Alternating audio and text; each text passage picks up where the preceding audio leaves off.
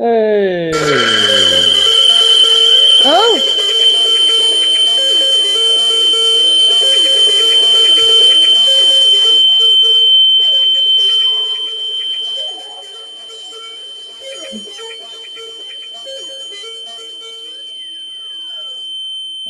My We apologise for that. Did you know that was going to happen? No, I had no idea that was going to happen. We upgraded one of the computers, the secondary computer, to Windows 10 today, isn't it? And it seems to have done something bit weird with the microphone in that it's feeding back on itself. But, yeah. That made for quite an interesting remix, didn't it? Of the Doctor Who Time and Space theme tune. Anyway, this is Doctor Who Time and Space. Yes, with me, Lucy. And me, D. Cool. Welcome, Cool.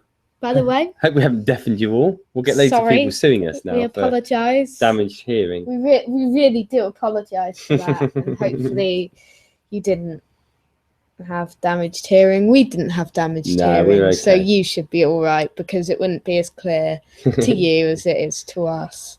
Well, I will. At some point or other, I'm going to need to work out how to actually turn that to stop that from doing that, because I haven't got the foggiest. But anyway, what do we have on this week's Doctor Who Time and Space? 157 wow. this week.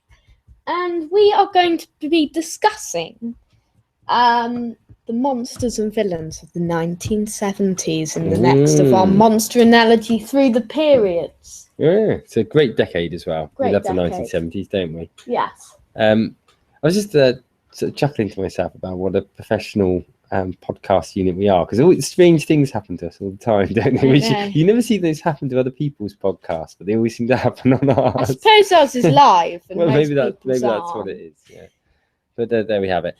So we've got that. That's one of our main items, haven't we? Yeah. We'll also be talking through, giving our sort of thoughts and general views on the John Pertwee classic, Curse of Peladon. Yeah, we've got news, including the big announcement of the new companion. Oh, and we'll be doing our last for some time quiz or question. Yeah, and we pressed the randomizer. How can I forget the randomizer? Well, so anything exciting? A very quick discussion, because we've got quite a lot of news this week. We have got a lot.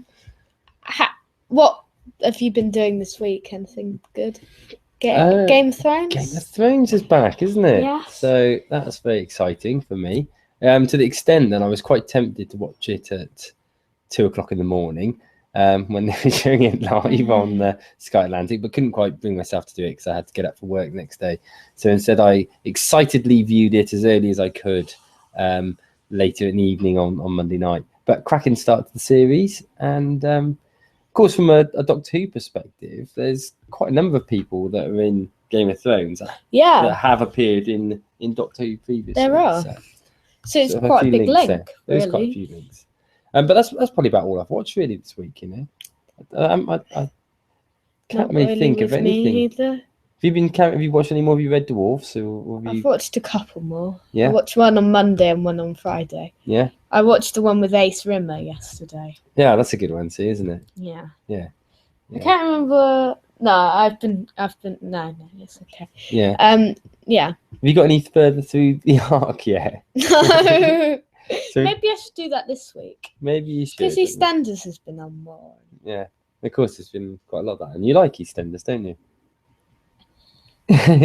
There's nothing to be ashamed of. You like what you like. Mm. Yeah. Okay, so should we crack on then and get into the actual main thrust of stuff? So we had some big news last Saturday that Pearl Mackie is going to be the new Doctor Who companion. Yeah. Yeah.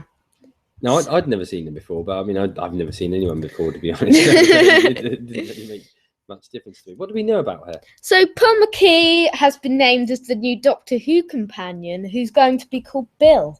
Mm.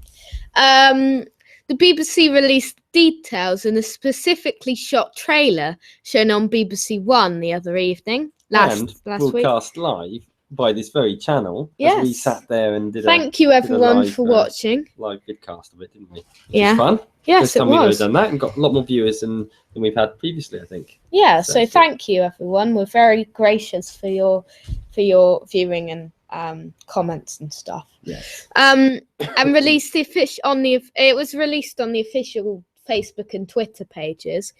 The actress is currently starring in London's West End at the Gielgud Theatre in a production of The Curious Incident of the Dog in the Nighttime.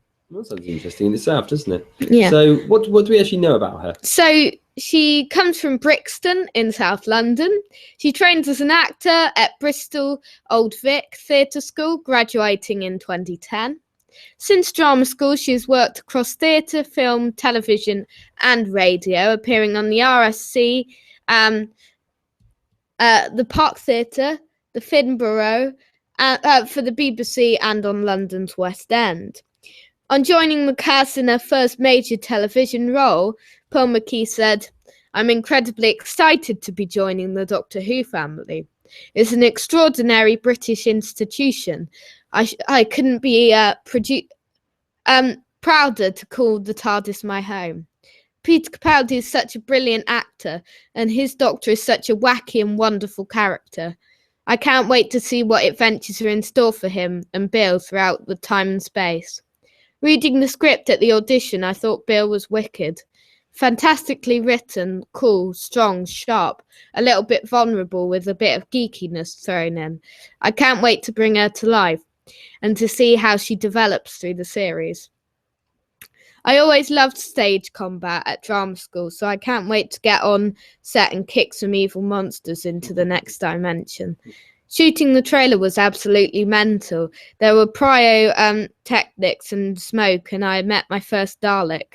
I'm not sure it will become the norm seeing crazy monsters on set, but I cannot wait to meet more. The weirder, the better. Bring it on." I'd say, is the phrase "I couldn't be prouder" to call the TARDIS my home? Is that English? Is that grammatically correct, or is it "I couldn't be more proud"? I couldn't be prouder. No, it's okay. Is it all right? I think. Well, we'll let her off anyway. We'll What let did you her make of her? What did you think of her? It's quite a different sort of character than what we've seen, certainly in recent times. I think she'll be a very enjoyable character. And I think she'll help it to be a more light-hearted series. Yeah. A more family-friendly series. I think so. Hopefully. That's what we're all hoping for. Yeah. And someone pointed out, I can't remember where, but someone pointed out that in all of the pictures, Pearl Mackie's always behind the Doctor. Yeah. When with Clara and stuff, she was always either in front of him or next to him. Yeah. We hope for a back-seated companion. Do you hope for that? I think so, yeah. We talked the other week on the podcast about what we want to see with the next companion. And one of them was to see a more, not as major, not every story centered around them, and a more relatable, likable sort of character. And I think she'll certainly bring that, wouldn't it? I mean, I think when we talked about this last week on the live broadcast, we made mention of the fact that in many respects, there was certainly a sort of ace-ness about her, wasn't there? I think she's kind of a mix between Ace and Donna, yeah. And I think when we made that comment, and somebody agreed with us, didn't they, in the comments? And I think that is a fair comparison. I think it was enjoyable, that little skit. I must watch it again, actually. I've only watched it. I've only watched it once too. But I did think to myself, if she's like that all the time, she might get a bit annoying. Like Donna.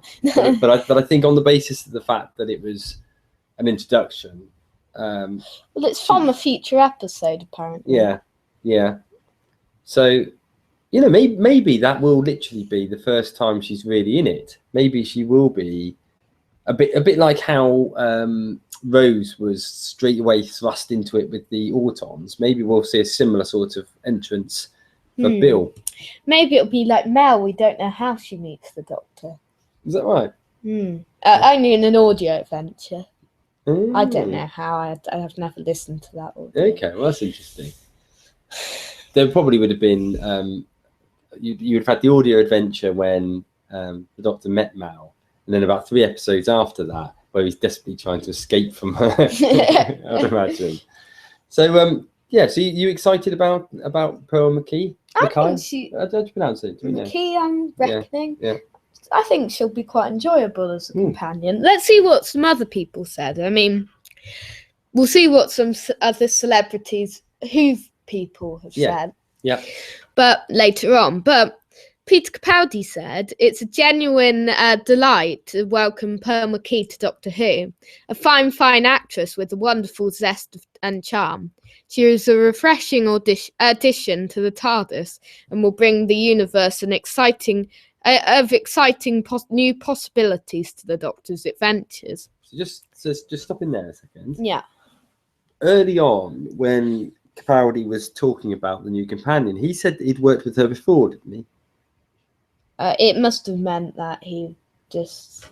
Unless it was for that clip, maybe. Yeah, that's what I'm. Or maybe they have done some small work somewhere. What is quite interesting is that it's actually made reference when in her dialogue that she was trained or studied art or drama or whatever at Bristol, and quite a few of the Doctor Who people have come through from Bristol, haven't they? That's right. I think so.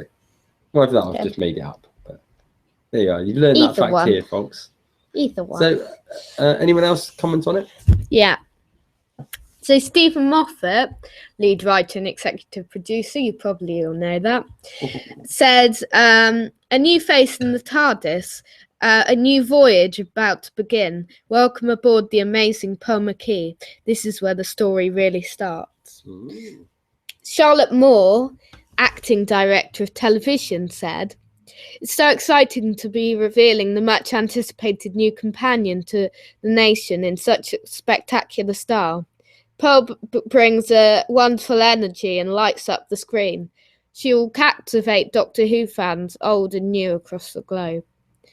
And also, finally, Brian Minchin, executive producer, adds, we're utterly thrilled to have the highly talented Pearl join Doctor Who, and I can't wait to begin her new adventures in time and space.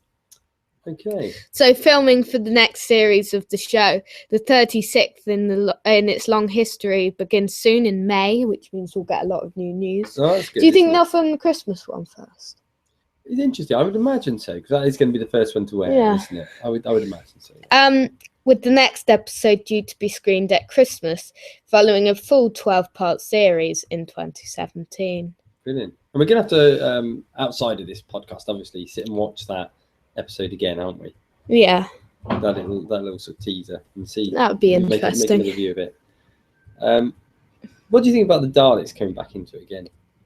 Well, if it's from a live episode, do you think we've got another Dalek episode coming, or do you think it's just going to be like a very short intro as to how we meet her? I don't know. It could be a full Dalek episode, I suppose, because I hope not. I hope not, but it could be just for the beginning, because they have to include the Daleks somehow. Yeah. I would think Stephen Moffat would want to do a final Dalek series in this. There is that, I guess. The final Dalek episode in this last. Yeah. I'm a little bit Daleked out though. I would, like Missy as well. I think he'll have to bring her back. Yeah, I'm sure we'll see Missy again. Yeah. Yeah, but I'm a bit Daleked out, to be honest. And I think I'd rather just see them have a very small role. Yeah. Maybe. I wish they didn't have to appear, to be honest. I think I'd rather just have them as a very small bit that introduces her for the first time. Yeah. I was saying to you, wasn't I? Might be how it is. After we'd done the live stream of it, that when she first came in on the screen, I thought it was a slightly older version of the young girl Courtney that was in season 8. So do they look that similar, or is it just that? I just thought she'd just grown up a little bit, but I suppose it does look a bit like her. But that's probably just me being rubbish at recognising people, because I've said before, haven't I? I'm just really rubbish at recognising celebrities. Yeah. You know, if David Tennant came back into Doctor Who and played, but had a moustache, I would immediately not realise that he was the same guy that played the Doctor, because I'm just really, really poor. So if you ever want to hide away from me, just put a comedy moustache on or change your hairstyle or something, and I'll never find you. What if I do it? No, please don't. I won't. Please don't do it. In the show notes, you can find a playlist that I'm going to make, which has on Miss Lewis Moon adventures.weebly.com. You can find a playlist on the show notes for this week, which has all of the videos to do with Pearl Mackie, including the Friend from the Future clip, and the first interview about Doctor Who with Pearl Mackie, and her meeting her first Dalek in a behind-the-scenes clip. So, and a few more clips as well. Sounds good. I think if I was chosen to be the next companion or was in Doctor Who, I think one of the things that would excite me the most would be when they'd eventually bring a figure out of me, and I think I'd sit there and talk to my own figure. Yeah. It must be a really exciting moment, isn't it? I mean, she's probably going through that. You know, she knows that sooner or later there'll be loads of merchandise of her coming out. Yeah, there will be, because Clara, there was loads for. Yeah, that's right. I think she's going to be quite hip. I think she's going to be there to try and embrace the young audience back into Doctor Who. Do you think she'll be there for one series, or do you think she'll be there for more? I've got a feeling she might be a one seasoner. Me too. I hope so. Kind of. Yeah. I want to see her fully, but maybe it would depend on what happens with Capaldi. If Capaldi stays for longer, maybe we'll see longer. It also depends on how popular she is, I guess. Yeah, I suppose so. You know, I don't really know too much about the sort of history of companions. So if you go back to when Rose left, I think that was because Billy Piper wanted to do something different, wasn't it? Yeah.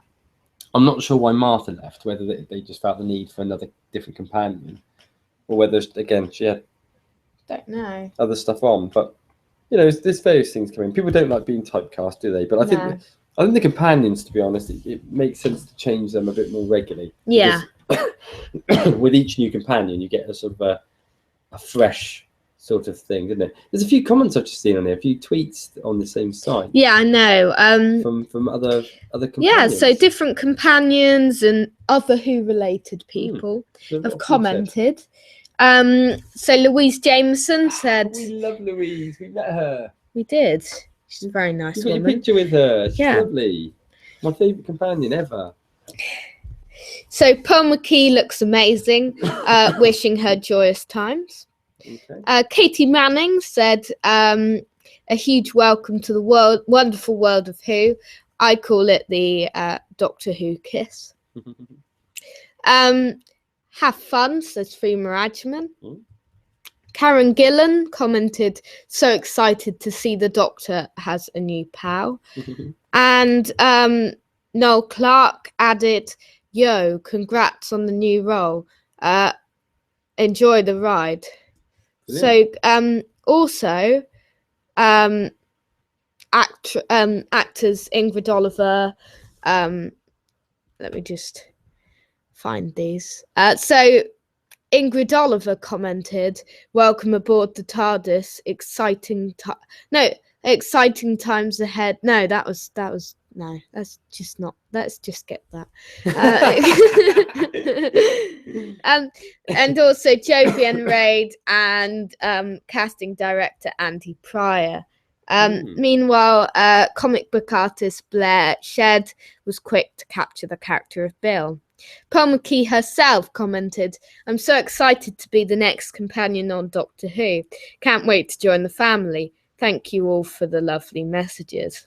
Brilliant. Well, we really look forward for seeing what she's like, don't we? And so I think we both agree that we probably want to see a more fast-paced, light-hearted Doctor Who for the next season. Just for a bit of a change, really. A bit of light and dark. That's what we want. Yeah. Last season was quite dark. Let's see something a bit light this time around. But as long as it's not cheesy like some of the RTD stuff. That's what we don't want any cheese. No cheese, no please. Cheese, please. No cheese, please. Even though we quite like cheese. I quite like cheese. I quite like some cheeses, but only really cheddar. Okay. So, any other What about news? feta? Do you like No, I feta? don't like it. Oh. Why does nobody like feta? I'm really fussy with cheese, actually. I really like it, but I'm fussy about different sorts. I don't like the smelly cheese. No, the mouldy ones. This isn't a cheese podcast, though. You can catch our cheese podcast, actually, we do that one on a Sunday night. Yeah. Other news, not companion related, but quite exciting news. Heaven Sent has been nominated for a Hugo. So, the episode shown last year, written by Stephen Moffat and directed by Rachel Tallahay, starred Peter Capaldi in a highly acclaimed, almost single-handed performance. Doctor Who is competing against episodes of Marvel's Jessica Jones, DHX's Media's My Little Pony. I thought I misread that for a minute. I did too when I saw it. And Cripple Enterprise's Supernatural to win the prestigious award for Best Dramatic Presentation. 6 Doctor Who episodes have previously won a Hugo Award, including The Doctor's Wife, Pandora Opens, The Big Bang, and Waters of Mars. Last year, the episode Listen was nominated but lost out in the final voting. Alas.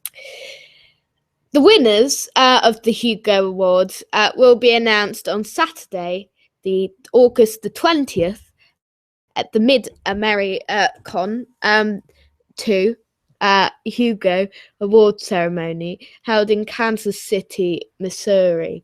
Do you think it was sort of pan around the audience, and it was sort of you'll see Peter Capaldi and Stephen Moffat sat there.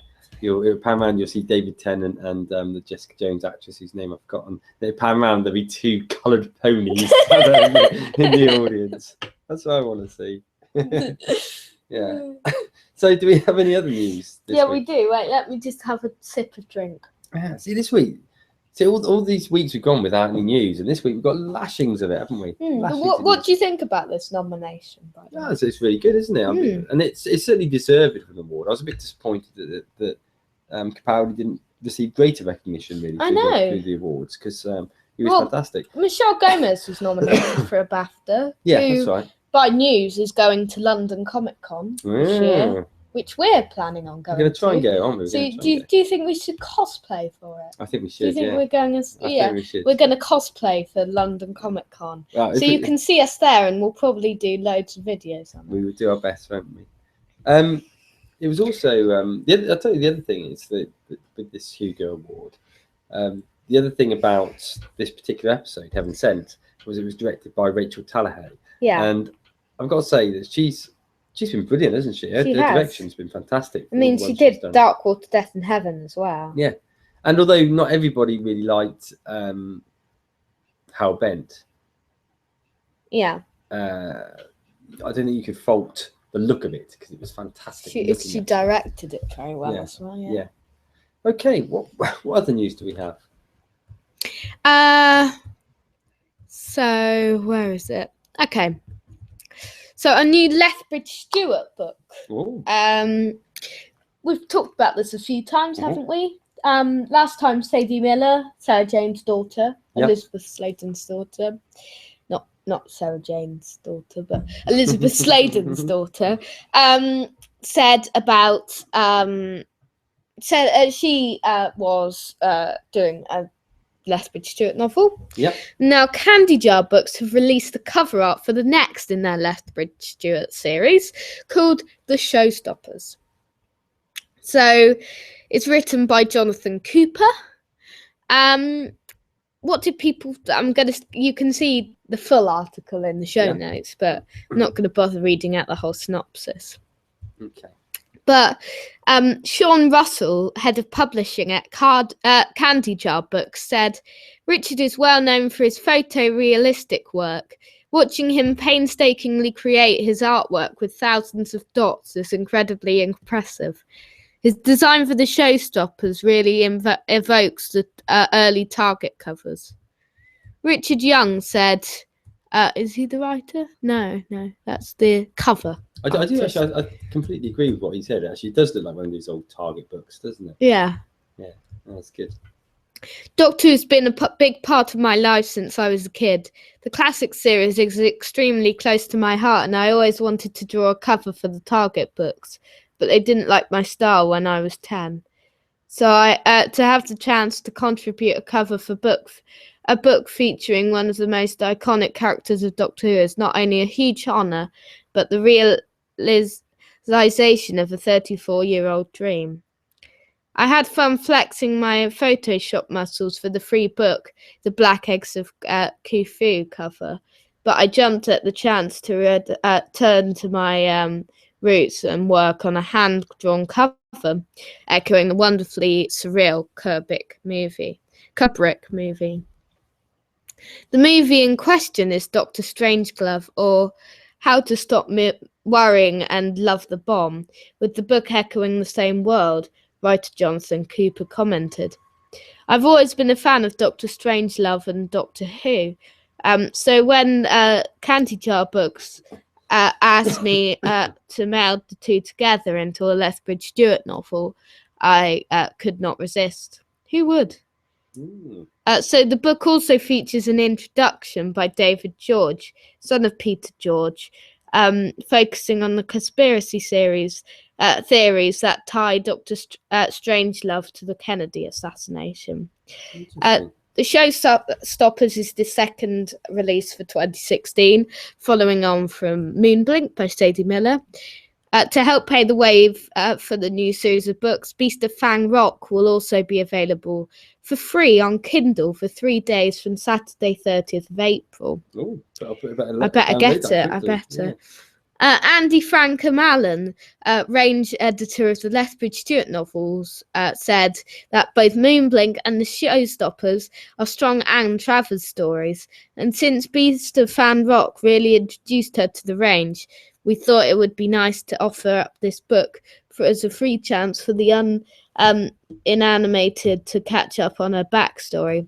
The usual discounted pre-order bundles will be offered on Candy Jar Books with the new subscription deal for those wishing to get 6 books for the price of 5.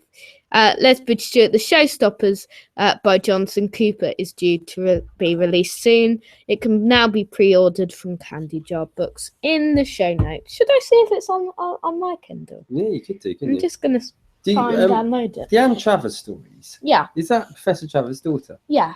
That's From fantastic, Web of isn't it? Fear. Because we always talked about, obviously we did the Professor Travers adventures, didn't we? Yeah. Which featured here. Her? Yeah, which featured her. I should say, Yeah. Of course, what I would just like to add, actually, when we talked earlier on about our cheese podcast, Yeah. if anyone wants to hear that, we'll broadcast that tomorrow at 4 o'clock. Yes, sorry. Anyway, what were you doing? You were looking at the Kindle. I'm trying to find whether I can get the Showstoppers on my... Beast of Fang Rock on my... Wait, not audiobooks. E-books, books. So basically, if anyone wants to download that, section? at the moment they've got, 3 days it says, isn't it? 3 days, as of today, Saturday the 30th of April. So let's see if it's on here. Beast... quite good, isn't it? If it's a freebie. So this is where you need video power, really, because all people will hear is just us going grunting and typing. Beast of Fang Rock. Well, it's free. How about that then? So yeah, click on that one. That one? Yeah, click on that. So there we are. Downloading. A live Kindle download. Oh, they've got all of them on here. Yeah. Probably most of them you have to pay for, I'd imagine. Yeah, you have to pay. Interesting. Good. Then, no, that's Mutely. Yeah. I think it's downloaded. Yeah, look, it's downloaded. Yeah, it's downloaded already. How about that? Live on it. I can read. I'm going to read Beast of Fang Rock tonight, maybe. Oh, excellent. Good. So, any other news at all, or have we dwelt enough on the news? No, I don't think we need any more news. Okay. So, what's our next item then? It's going to be our Monsters and Villains of the 1970s. Okay. So a very strong period of Doctor Who, really, wasn't it? Which came to life with John Pertwee. Yes. Yeah. When did John Pertwee take over as Doctor? Was Patrick Troughton? Beginning of the 1970s. John Pertwee. Okay, so he was the first Doctor of the 70s. Yeah. There wasn't any Troughton No. sort of ending sort of stuff.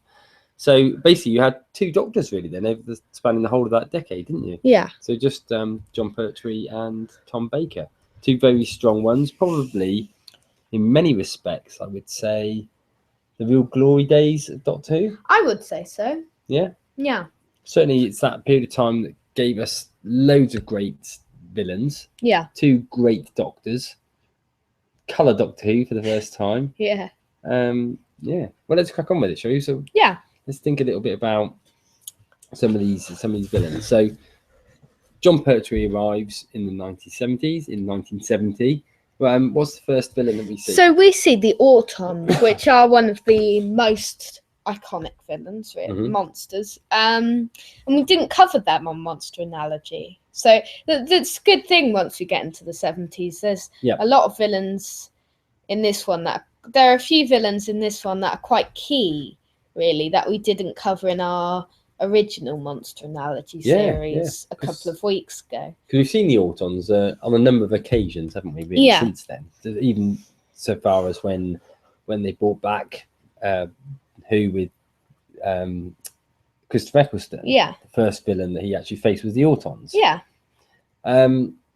Albeit that probably the older Autons are still a lot more scary, aren't they? They are. I don't find the new ones aren't scary, really. I think that scene it's just to make it more action-packed. I think the scene where they smash through the glass and attack in Spearhead from Space is a great and very scary scene. I think actually, I mean, if you were to think and note some of the best scenes ever from Doctor Who, particularly from classic Doctor Who, I actually think that would be one of them. Yeah, that would certainly be within the top 10 best scenes ever. So a really scary introduction to the John Pertwee era. Also, just coming on sort of not long after that episode. The episode after. So exactly just after that episode, we then saw another, what turns out to be very familiar. Which we didn't actually cover in our Monster Analogy ones, another one, which were the Silurians. Yep. Yeah. Quite an interesting. Yeah, because they're in Silurians, and a good thing is, like in most Silurian stories, there are some good ones, some bad ones, and the bad ones want to take over from the good ones to try and destroy the humans. Because at the end, the Brigadier, spoilers, destroys them all. Yeah, so actually, in many respects, the Brigadier is the bad guy, isn't he? Really? I mean, there are some bad Silurians in that one. I think there's one bad one which kills the leader one to be the leader. Yeah. I think it's similar, though, isn't it? Similar to what we have with the Autons. We've seen the Silurians in New Who as well. And whilst effect-wise, they've looked a lot better, they've not been as good. They've ruined the They've not... I don't think this design is as good, but they don't even have the third eye. I think Silurians are one of the worst transformations from classic Who to New Who. Yeah, they looked a lot better, in my opinion, in classic Who. I think they kind of ruined them in New Who. Yeah, no, I think you're probably right. I think they look really good. They look really good, but they don't really. I see why, because but I think they should have at least had a third eye. Yeah, I mean, I think they could have recreated the Silurians, made them look more modern without completely redesigning them.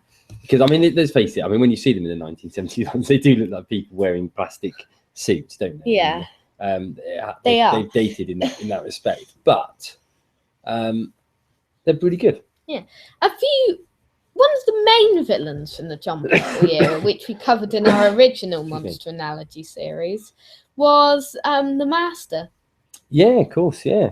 Actually, I mean, it makes you realise, doesn't it, that within these first couple of seasons of John Pertwee, a lot of the real iconic villains first materialised from that period. Yeah. I mean, if you go back to the William Hartnell and Patrick Troughton days, you've only really got the Daleks and the Cybermen, haven't you? Which are sort of recurring creatures. Am I missing anything? I don't think I am. We had the Ice Warriors, I suppose. Okay, no, okay. We that's did fair talk point. about Ice Warriors last week. Yeah. In our 1960s Monsters and Villains discussion thing. No, you're right. We did have them, but still, you didn't have anywhere near the amount of real classic monsters as what you've had in more recent times. Let's name some of the other less excuse me, major villains over the years. I mean, we've had quite famous ones. I mean, we've had Axons. Yeah. We've had Ogrons. Yeah. We've had Drashigs. Yeah. We had Draconians. Yeah, they're great. They've got the greatest foreheads ever, haven't they? Yeah. And the Gel Guards. Yeah. And Omega, of course. Yeah, they didn't mention Omega on here, did they? No. But Sea Devils. Let's talk about Sea Devils, because they're another major 1970s. They've only been in it twice. Do you think they need a return? I think they're. And we may probably talk even more about that later. Yeah, I think they're one of the most likely to return. Yeah. Sort of creatures, wouldn't they? They've not been in New Who, so we need them in it. Obviously, I'd rather see the Arcturians return. And Alpha Centaurians. Yeah. We'll talk about that a little bit later on. Excuse me. And the Drashigs. Drashigs are cool. We talked about Sontarans in our original Monster Analogy series. Yeah, but I mean, again, though, that's another real classic monster species that originated through that John Pertwee. Yeah. So there's quite a few, isn't there, really? Let's move on to Tom Baker's then. Zygons. The Zygons. Up until recently, we'd only seen that once, haven't we? Yeah, I mean, they have been in Day of the Doctor and the Zygon invasion / inversion. Yeah. But they were sort of probably underused, really, aren't they? I mean, they were long overdue a revival. And they were perhaps correct me if I'm wrong, but perhaps that's the best example of bringing a classic monster and retaining that classic monster without, I mean, the Zygons looked pretty good anyway, didn't they? Effect-wise, they looked quite good back in the. I think Zygons and Ice Warriors are the two best.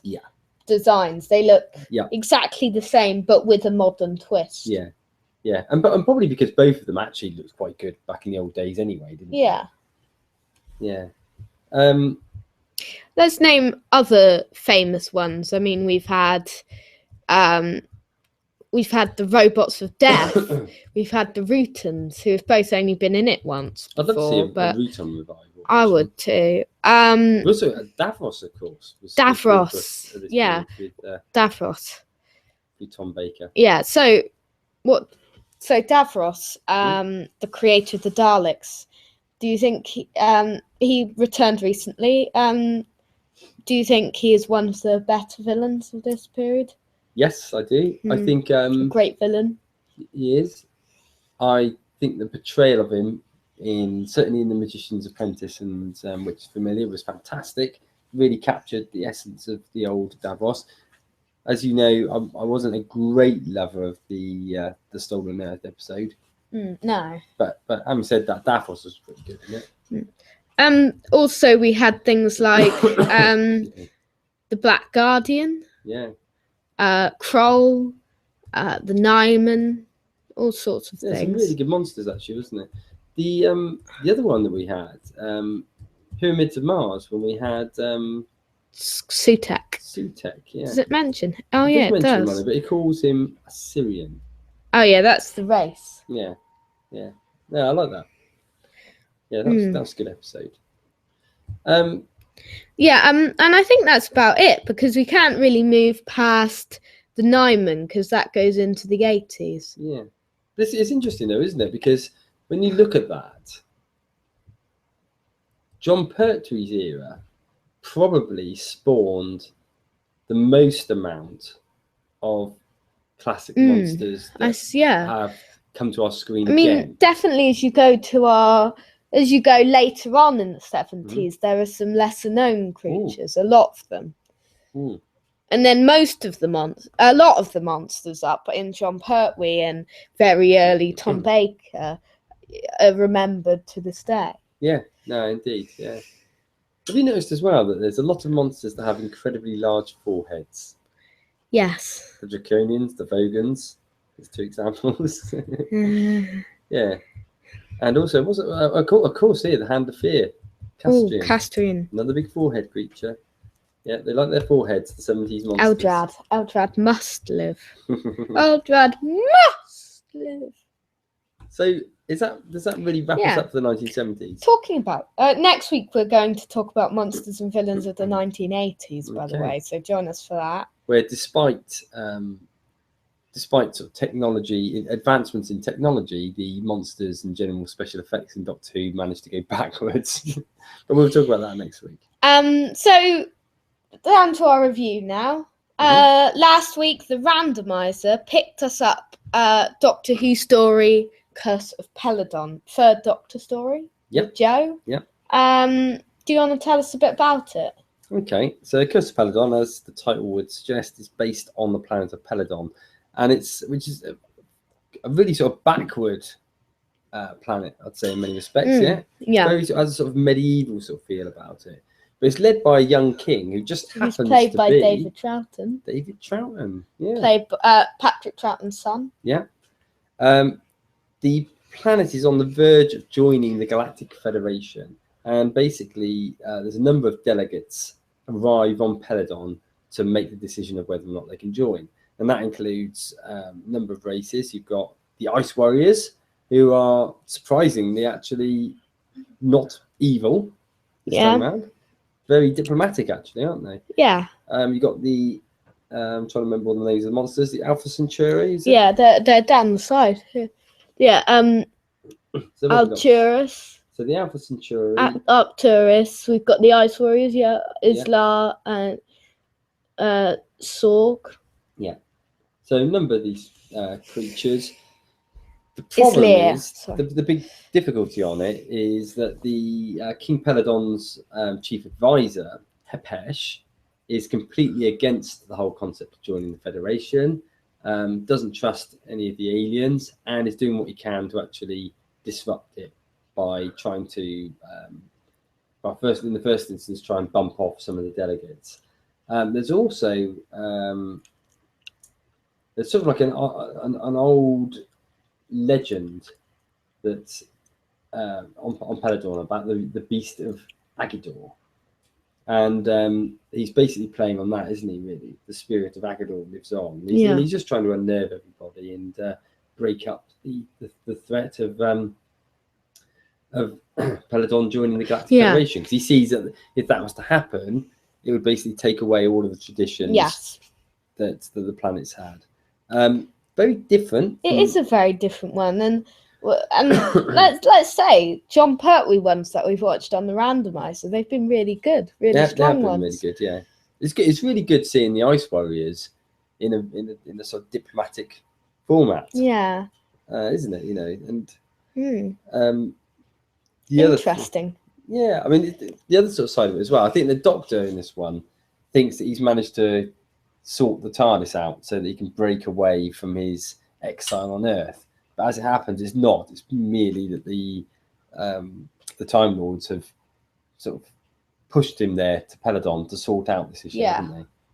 So, which is basically, I guess, the BBC's way of fudging around the issue that, you know, they wanted to go and do some sort of like planetary episode. Yeah.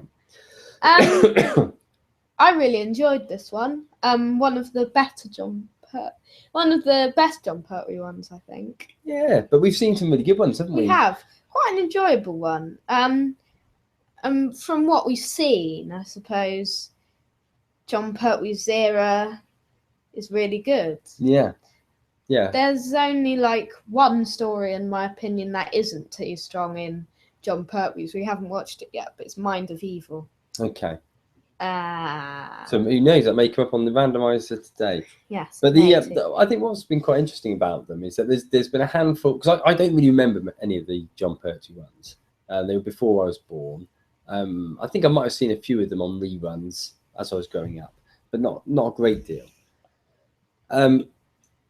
You'd seen a lot of them before, and there was a number of them that you'd really raved about. So ones like Inferno, for instance. The Diamonds. Yeah.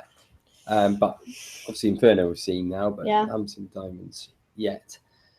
And Spearhead from Space as well. Yes, that's right. That's a great one. So, but then there was a number that have come up, which I didn't necessarily have particularly high hopes for, like Ambassadors of Death, Colony in Space, which actually are right up there near the top of my charts. Yeah. That's how much I've enjoyed them. It feels like they just feel a little bit different.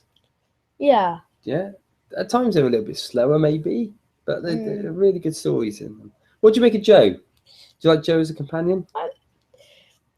I don't think she's as strong as Liz, but she's quite good in this one, I think. Yeah, she's a lot weaker as a person, isn't she? Yeah. I mean, maybe they felt that Liz was a bit too clever. Yeah. She couldn't ask questions as much. Yeah, whereas, and let's face it, the 70s was still,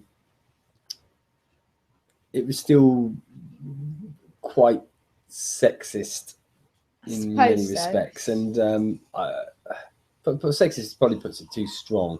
It's just perhaps there wasn't the strength of female characters as what you'd get in a series now, and I think maybe people got a bit annoyed about the strength of Liz as a character, and they wanted that sort of feeble woman screaming and needing the man to get her out of trouble.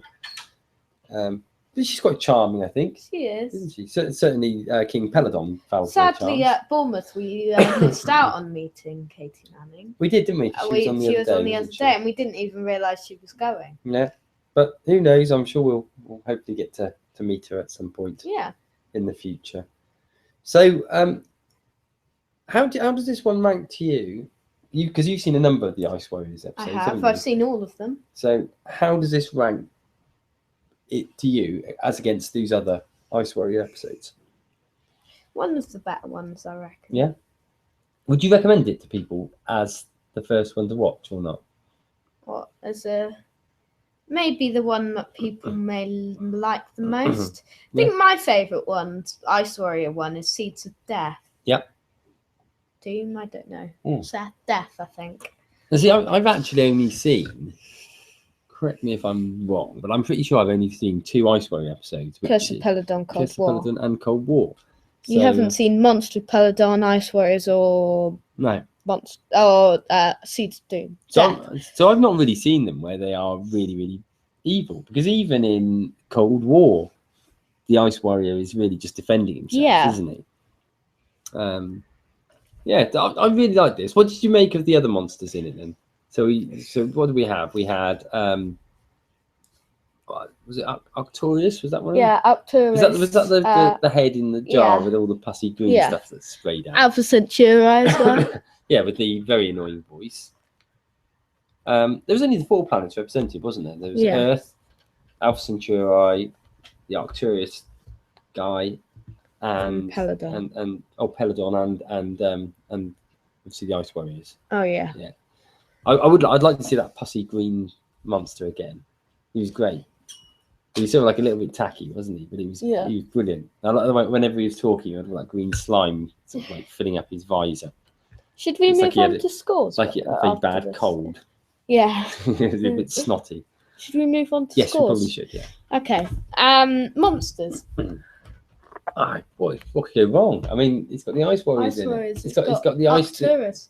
Yeah, and 9 has got the Ice Warriors, but excuse me, it's got the really cool Ice Warriors. Ice Lords. The Ice Lords. I mean, like them. I'm going to give it 9. Okay. Character development. Not a lot, really, is there? No. Character development. I'll give it a 6. Okay. It always has to be over 5 for the characters, isn't it? Yeah. Remember the other day, it was like that. It was like I was trying to give it a 1, wasn't I? You were trying to give it a 2. Yeah, and you wouldn't let me. Yeah. Excitement. It's quite exciting. I mean, I wouldn't say it's not an episode that really runs on excitement. It more runs on intrigue. Yeah. But I'd still give it a 7, I think, for that. Okay. And pace. Pace, good pace to it. I'm gonna give it an 8 for pace. Okay, and overall. Overall, I'm going to actually give it a 9. So 39 out of 50. Mm. For me, I'd say it was an 8 overall. Would you? Yeah. Yeah, high 8. Yeah, it maybe it's a high. High 8, maybe low 9, but Yeah. high 8, I think. Enjoyable one anyway. I'd definitely recommend it to people, and it doesn't feel like it drags at all over the 4 episodes. No. It's funny actually because you get to the end of episode 3 and the beginning of episode 4, and you sort of think, I'm not really sure where else this story can go. Yeah. But it does. It does. I felt that as well. Yeah. Because So- they sort of solve it, kind of. Yeah. You So think they've solved it anyway. Yeah. So, all not good. Would you actually have a pet Agidor? Would you like one of this? aw. Only if you could do that Agidor. thing where what's the little hypnotizing tune? Carol, Carol, Carol. If you can do that, that'd be brilliant. Right, okay. So it's that time Yeah. when we press the magic randomizer. Magic randomizer being a spreadsheet with every episode of Who in it. Little macro built into the spreadsheet. When we press the magic button, the magic randomizer button, it randomly selects the story that we'll be watching next and talking about on this very show. Yes, next week. I'm out of breath now. Okay, you're gonna press Okay. it? Yeah, Okay. let's go. Will it It's be, all will it be new or will it- enabled, isn't it? Yes, all enabled. Will it Okay. be new Who or will it be old Who? Let's see. What are we gonna get? Okay, Okay, so it's been interesting. taking it in turns of late, isn't it? It's done one classic, one new. On the basis that we did Curse of Peladon this week, you're probably guessing that it's actually a new Who one that's come out this time around. So It won't go down. I think Oh. okay. Yeah. So what have we got? What's this selected? We have a town called Mercy, Okay, which is going to be interesting. town called Mercy. So that's a Matt Smith episode. Yes. I've only seen it once actually. This one. Have you? It was Okay. filmed in Almeria, which is my favourite place on earth. So I'll be really looking forward to seeing that again. Yeah, Yeah, good. I'll look forward to that. We'll be interesting. watching that the next Saturday, and we will report back. What did you our think about findings. that one from first viewing? Just I thought it was good. I mean, it's not a classic. It's not a classic one. Mm, It won't be challenging. I Curse of believed it Peladon. was the worst. No, wait. It was a bit better than Dinosaurs on the Spaceship. Mm. No, it was a lot better than Dinosaurs. on the Spaceship. But a lot better than Dinosaurs on the Spaceship, but not really a strong one Not the necessarily. strongest one, but nice setting. Some good ideas in it. Good villain. Yeah, But we'll talk about it a little bit next week. we'll talk about it look more forward. next week. It's in Almeria. You gotta love it. Mm. Game of Thrones was in Almeria. Actually, they filmed lots of it. Also- Yeah, which always gets me excited. So So sadly, this week for Quiz or Question, we can't do the Google Translate thing because it will do the noise Oh, it and you'll will all do, be yeah, deaf. Yeah. But You've given away the secret. I think everyone thought we actually had a real robot here. Now they know it's just Google Translate. oh damn, I think we fooled people with damn me! Why am I so stupid? that. So, quiz or question. Did you want to explain what quiz or Yeah, question so is? you've got questions, which are could form a debate, and quizzes which have a right and wrong answer. This is sadly going to be the last quiz or question for quite a while now. Yeah. We're Okay. taking a break for a few months. Yeah.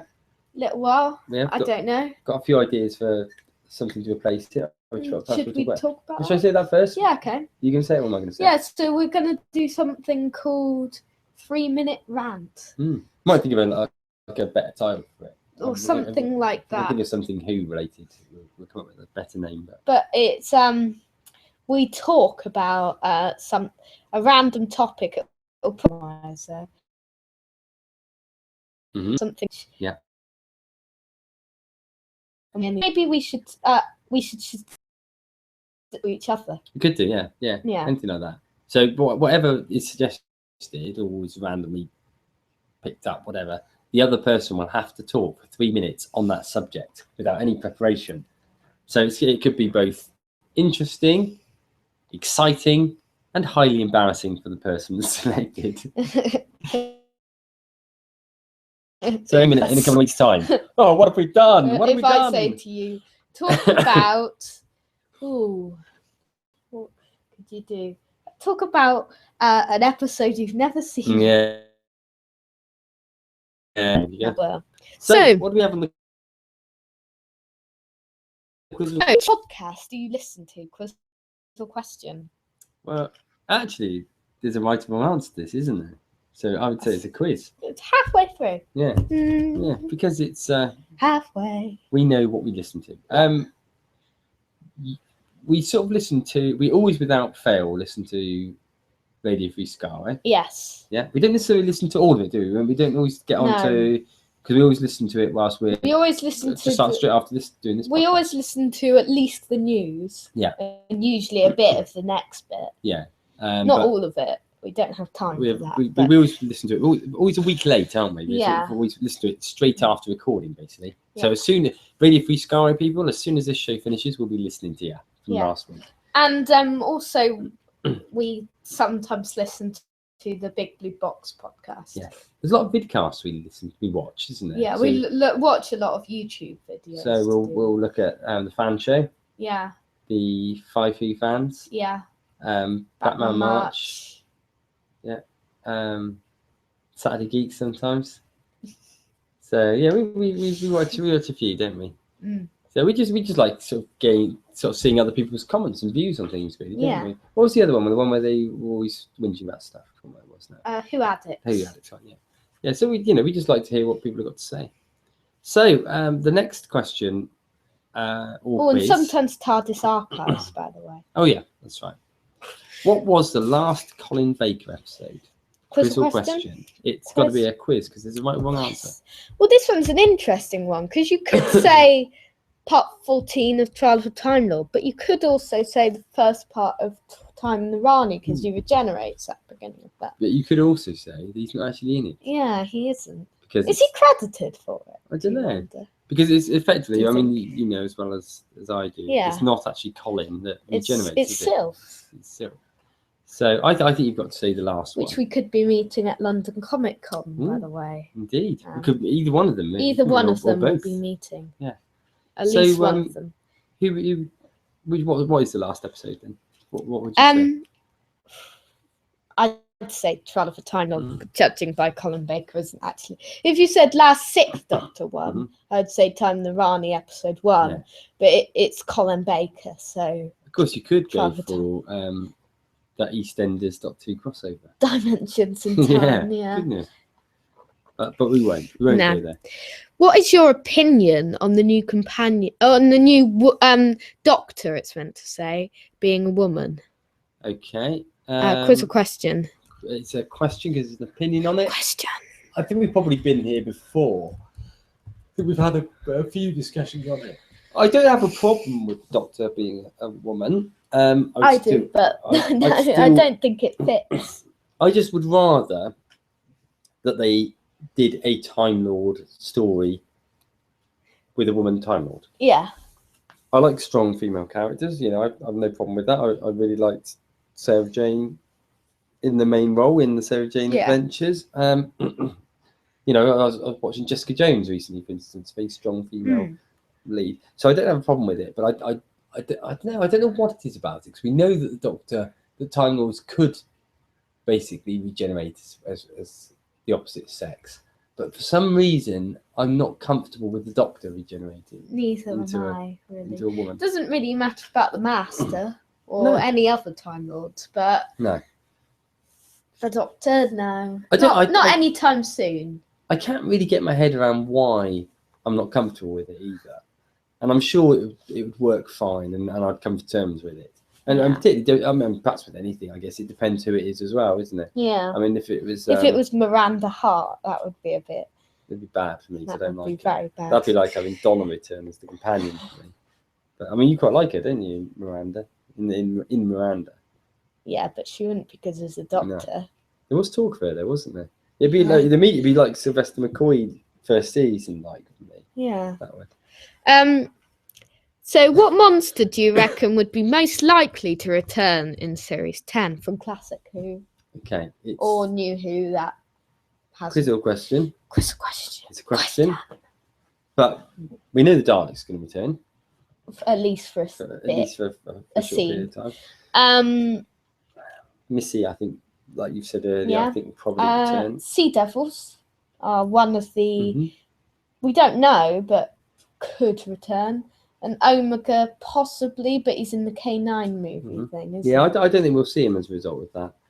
I think the other one that potentially we just going back to that, and I think again, we might have said this on a previous podcast. I don't have a problem with the K9 movie. I think it'd be quite enjoyable, but it feels like a bit of a waste for Omega. Yeah.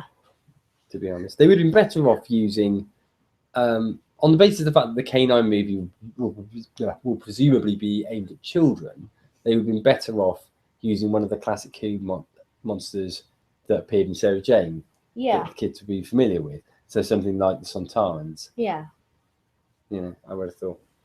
Or recent Doctor Who episodes, like Matt Smith ones. Yeah. How many stories has Omega appeared in? Okay. Quiz or question? Quiz or question. It's got to be a quiz. Yes, it's a quiz. I think he's been in 2. Yes, he has, which are the 3 Doctors and Arc of Infinity. Okay. So, another one here. What's your favourite Christopher Eccleston story? Quiz or question? It's a question. Question. There's no right one answer. Well, let's say Father's Day is one of them. Yeah. Let's say Empty Child is one of them. Yeah, I think in a way, I might have changed my opinion on this over time, but I got a feeling I actually prefer Father's Day than The Empty Child. And I love The Empty Child. Yeah. But there's something really humbling about it. It's great. Father's Day is great. That's one I'd like to see come up in the randomizer because I've only seen it once. Yeah. Yeah. Okay. And the final quiz or question. What should be in Stephen Moffat's final story? It's a question again. Question. I think the Doctor should be in it. Yeah, Pearl Mackie should maybe. What do you think about returning people? Do you think there'll be River Song returning? Do you think Paternoster Gang? Do you think any likely things? I think if it's going to be a more light-hearted season, I think we will see the Paternoster Gang. Yeah, I think he'll want to write them at least one more time. Do you think it would be quite good if Missy actually caused a regeneration? Yeah, that would be cool. If it was going to be Capaldi's last season. Yeah, that would be cool. So I think I'm going to go for Missy causing the Doctor to regenerate. Okay. Even though, when it says what should be in Stephen Moffat's final story, I don't want to see that because I don't want to see Capaldi leave. No. But I don't want it to all be crammed into one episode. Stephen Moffat leaving and Peter Capaldi leaving in one.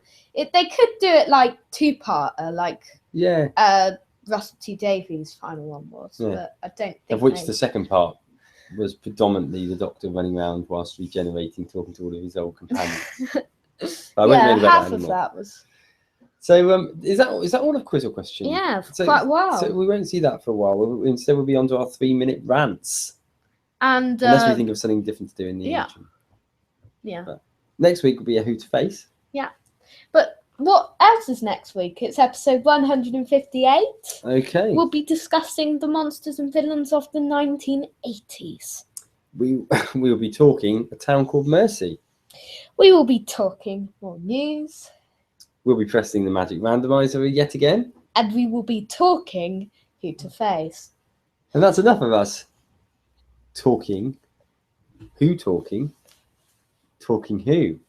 We will see you again next week on Doctor Who Time and Space. Same time, around 4 o'clock. Yes, about 4 o'clock-ish for an hour or so airtime. Hopefully, we'll in the interim period or there or thereabouts, we'll try and get another Behind the Sofa out because we've done some recording of that earlier today. Thank you very much. Thank you very much for listening and see you next week. We won't put a theme tune on because it will all feed back.